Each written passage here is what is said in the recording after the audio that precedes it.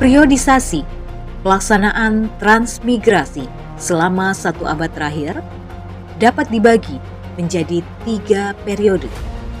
Pertama, zaman pemerintahan kolonial Belanda 1905 hingga 1941. 2. Masa pendudukan tentara Jepang 1942 hingga 1945.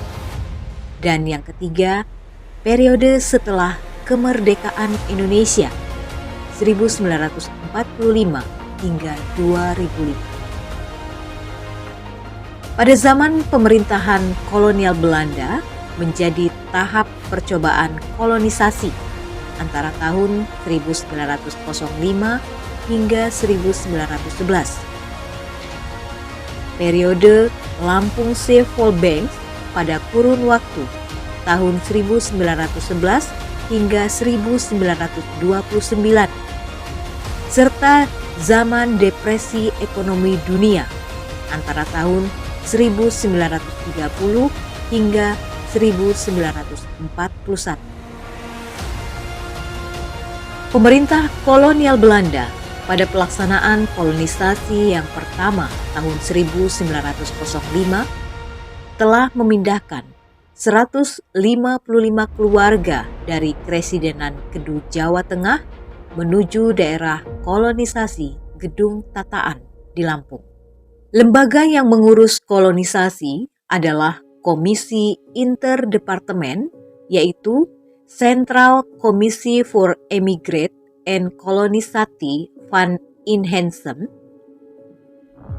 Controller H.G. Heiting sebagai inisiator, memiliki pemikiran yang cukup maju agar penduduk yang dipindahkan betah tinggal di daerah baru. Dilakukan upaya mengkondisikan daerah tujuan Sumatera seperti suasana di Pulau Jawa. Pada periode depresi ekonomi dunia yang terjadi antara tahun 1930 hingga 1941 bisa dikatakan lebih berhasil dibandingkan dengan peserta transmigrasi sebelumnya yang dilaksanakan pemerintah kolonial Belanda. Walaupun masih ada beberapa yang kembali ke Pulau Jawa. Kondisi demikian memberikan daya tarik pada masyarakat Jawa untuk ikut transmigrasi, dan pada akhirnya dikembangkanlah daerah transmigrasi baru di Sumatera Selatan, Bengkulu, Jambi, Sumatera Utara, Sulawesi, dan Kalimantan. Transmigrasi di Sumatera Selatan pada masa pemerintahan kolonial Belanda dilaksanakan di Residensi Palembang. Kolonisasi ini dilaksanakan pada tahun 1937 di Blitar, yang letaknya di Onder Afdeling Kombring Ulu, Afdeling Ogan dan Kombring Ulu, dengan ditandai dengan kiriman kolonisasi pertama ke daerah tersebut pada tanggal 17 Agustus 1937 yang luasnya kurang lebih 6,5 km sebelah timur Dusun Kurungan Nyawa menuju arah timur laut ke arah Dusun Cahaya Bumi. Dipilihnya daerah tersebut dikarenakan wilayah tanah yang subur, serta daerah tersebut dikelilingi oleh kedua sungai, yaitu Sungai Belitang dan Sungai Macak, yang akan memenuhi kebutuhan akan air baik untuk kebutuhan sehari-hari maupun untuk pertanian. Sejak 17 Agustus 1937, pemerintah kolonial Belanda mengirimkan transmigrasi di desa Kurungan Nyawa, Maluku Timur. Proses pengiriman transmigrasi ke daerah-daerah kurang penduduk berakhir pada tahun 1942. Dengan adanya transmigrasi tersebut, setahun kemudian maka mulailah dibangun irigasi pada tahun 1938. Dengan kondisi tanah daerah transmigrasi yang tidak semuanya subur dan dapat dialiri air, maka pembangunan irigasi sangat berpengaruh dalam keberhasilan produktivitas sawah dan perkebunan yang dampaknya akan memberikan keuntungan besar bagi Belanda. Pertanian tidak akan maju tanpa adanya irigasi. Oleh sebab itu, pemerintah kolonial Belanda menginginkan Kresidenan Palembang, Sumatera Selatan menjadi lumbung beras setelah Jawa. Sehingga diperlukan teknologi irigasi yang dapat mendukung rencana tersebut. Pada tahun 1938 hingga 1942, dibangunlah irigasi sepanjang 40 km di Afdeling Ogan Kombring Ulu, kini menjadi Ogan Kombring Ulu Timur, yang letaknya di Desa Kurungan Nyawa hingga BK9, dikenal dengan nama BK Bendungan Kombring.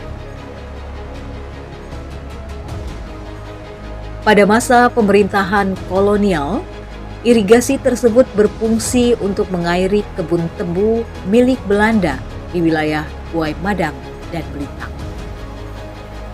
Setelah pemerintahan kolonial Belanda berakhir pada tahun 1942, bendungan tersebut mulai dimanfaatkan rakyat setempat untuk lahan pertanian. Kemudian dibangun saluran air yang merupakan cabang dari bendungan Kombring ke dusun-dusun lainnya. Dengan adanya irigasi yang dibangun di Kurungan Nyawa ini, mempengaruhi kehidupan masyarakat yang datang ke daerah Belitang. Program kolonisasi yang didukung oleh proyek irigasi pada zaman pemerintahan kolonial Belanda memberikan peluang bagi daerah yang dianggap tidak memiliki sumber daya alam yang besar seperti pertambangan untuk beralih mengembangkan pertanian dengan syarat demi keberhasilan penanaman padi dan perkebunan membutuhkan air dan air dihasilkan dari irigasi. Untuk menghasilkan produk padi yang stabil, proyek ini cukup berhasil dikarenakan daerah Belitang memiliki tanah dataran rendah yang memudahkan dalam membangun jaringan irigasi.